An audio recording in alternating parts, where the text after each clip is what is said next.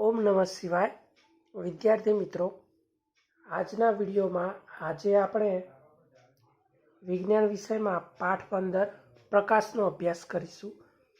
छेल्ले जे तमे विडियो जोयो हतो तेनी अंदर આપણે अंतर्गोळ અને બહિર્ગોળ અરીસા विषे भण्या हता।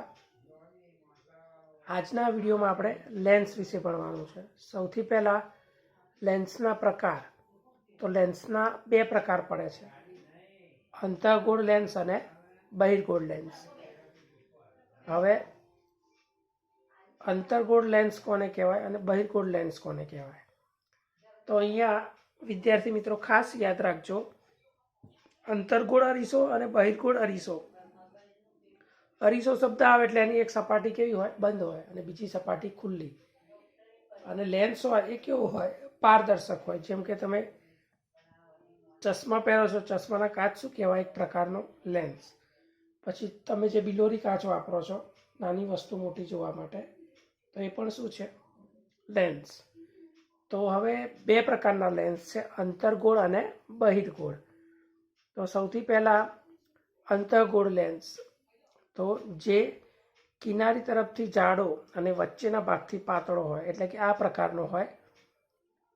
किनारीएथी केवो होय? जाडो होय अने वच्चेथी पातळो, एने शुं कहेवाय? अंतर्गोळ लेन्स। अने बहिर्गोळ लेन्स तो एनाथी ऊंधुं, किनारी तरफथी केवो थई गयो? पातळो अने वच्चेना भागमां शुं थई गयो? जाडो। तो एने शुं कहेवाय? बहिर्गोळ लेन्स।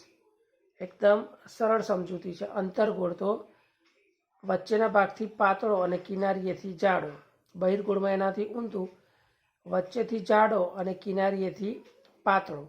तो आ प्रकारना लेन्सने अनुक्रमे शुं कहेवामां आवे छे? आ बहिर्गोळ लेन्स अने आ अंतर्गोळ लेन्स। हवे आपणे आगळ जोईशुं। बहिर्गोळ लेन्सने अभिसारी लेन्स पण कहे छे अने अंतर्गोळ लेन्सने अपसारी लेन्स पण कहे छे। शा माटे? तो अहींया तमे जुओ, आ केवा प्रकारनो लेन्स छे? बहिर्गोळ लेन्स। हवे बहिर्गोळ लेन्स पर આપણે આ રીતે સૂર્યના અથવા તો કોઈ પણ પ્રકાશ એના પર આપાત કરીએ તો એ પ્રકાશના કિરણો અંદરની તરફ વળે છે, એટલે કે એનું અભિસરણ ક્યાં થાય છે? અંદરની તરફ થાય છે, એટલે એને શું કહેવાય? બહિર્ગોળ લેન્સ અથવા અભિસારી લેન્સ। અને અંતર્ગોળ લેન્સમાં પ્રકાશ જે આપાત થાય છે એનું અપસરણ થાય છે, એટલે કે બહારની તરફ। प्रकाश अंदरनी तरफ जाए तो एने शुं कहेवाय? अभिसरण। अने प्रकाश बहारनी तरफ फैलाय एने शुं कहेवाय? अपसरण। तो आ रीते बहिर्गोळ लेन्सने शुं कहे छे? अभिसारी लेन्स।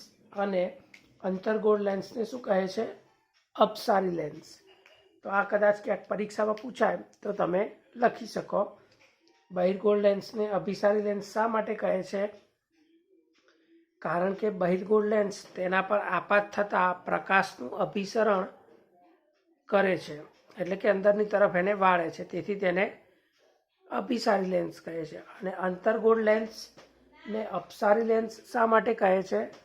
कारण के अंतर्गोळ लेन्स पर आपात थता प्रकाशनुं अपसरण एटले के बहारनी तरफ वळवुं, आ प्रक्रिया थाय छे, एटले के एने अपसारी लेन्स कहे छे। बहिर्गोळ लेन्सथी जुदा जुदा स्थाने रहेली वस्तुना प्रतिबिंबो। अहींया तमे जोई शको छो, आ शुं छे? बहिर्गोळ लेन्स अने एनी मददथी प्रतिबिंब मेळववामां आवे छे। तो तमे जोई शको छो, आ मीणबत्तीनुं प्रतिबिंब तमने अहींया केवुं जोवा मळे छे? उलटुं जोवा मळे छे। अहींया मोटुं जोवा मळे छे, अहींया नानुं। એટલે કે બહિર્ગોળ લેન્સનો સ્થાન આપણે અહીંયા બદલીએ તો એ પ્રમાણે એના પ્રતિબિંબમાં આપણને શું જોવા મળે છે? ફેરફાર થયેલો જોવા મળે છે। તો બહિર્ગોળ લેન્સથી મળતું પ્રતિબિંબ કેવું છે? આભાસી। કેવું પ્રતિબિંબ છે? આભાસી અથવા તો વાસ્તવિક। એટલે કે તમારે જે અંતર્ગોળ અરીસામાં જોવા મળતું હતું એ અહીંયા બહિર્ગોળ લેન્સમાં જોવા મળશે, સેમ ટુ સેમ। અને બહિર્ગોળ અરીસામાં જે જોવા મળતું હતું એ અંતર્ગોળ લેન્સમાં। એટલે બહિર્ગોળ લેન્સ વડે મળતું પ્રતિબિંબ વાસ્તવિક કે આભાસી છે. અહીંયા તમને કેવું જોવા મળે છે? આભાસી. અને આના પછી તમે જોશો તો તમને કેવું જોવા મળે છે? આભાસી. તો આ રીતે બહિર્ગોળ લેન્સ વડે મળતું પ્રતિબિંબ વાસ્તવિક કે આભાસી હોય છે. હવે આ બહિર્ગોળ લેન્સનો ક્યાં ઉપયોગ થતો હોય છે? તો બહિર્ગોળ લેન્સનો ઉપયોગ સૂક્ષ્મદર્શક યંત્રમાં, સાદું જે સૂક્ષ્મદર્શક યંત્ર આવે, માઇક્રોસ્કોપ, આ પ્રયોગશાળામાં વપરાય, કેમેરામાં, ચશ્મામાં વગેરે જગ્યાએ બહિર્ગોળ લેન્સનો ઉપયોગ થતો હોય છે.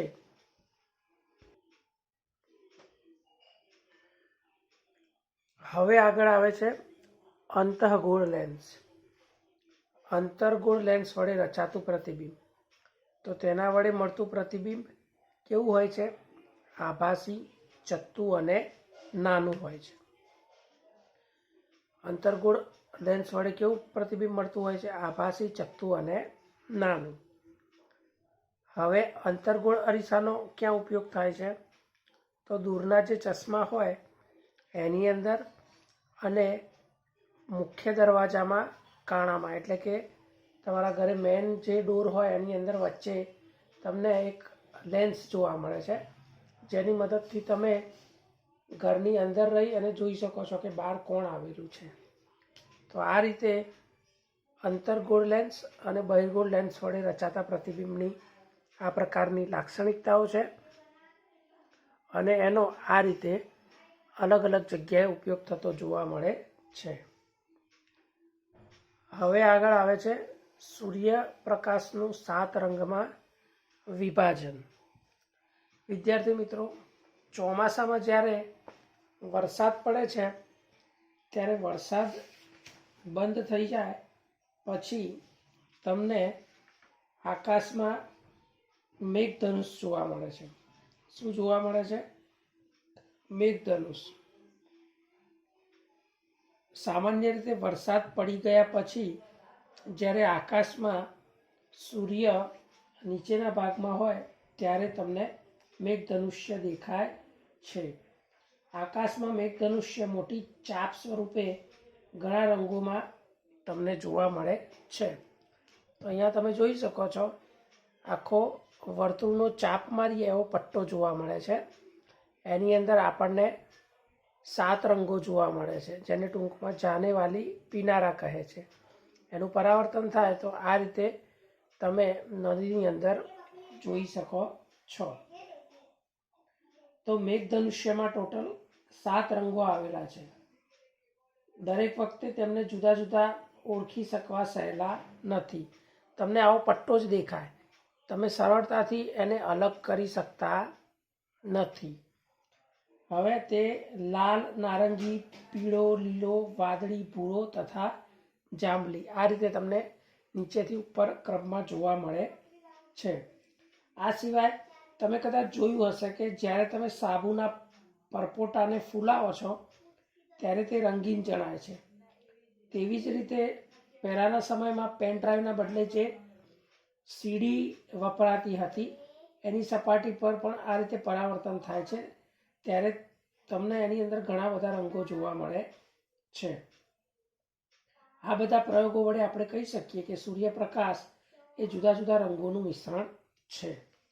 કાચનો એક પ્રિઝમ લો. કાચનો આ પ્રકારે તમે એક પ્રિઝમ લેશો અને અંધારા ઓરડામાં નાના છિદ્રમાંથી આવતો સૂર્યપ્રકાશ એના પર તમારે આપાત કરવાનો છે.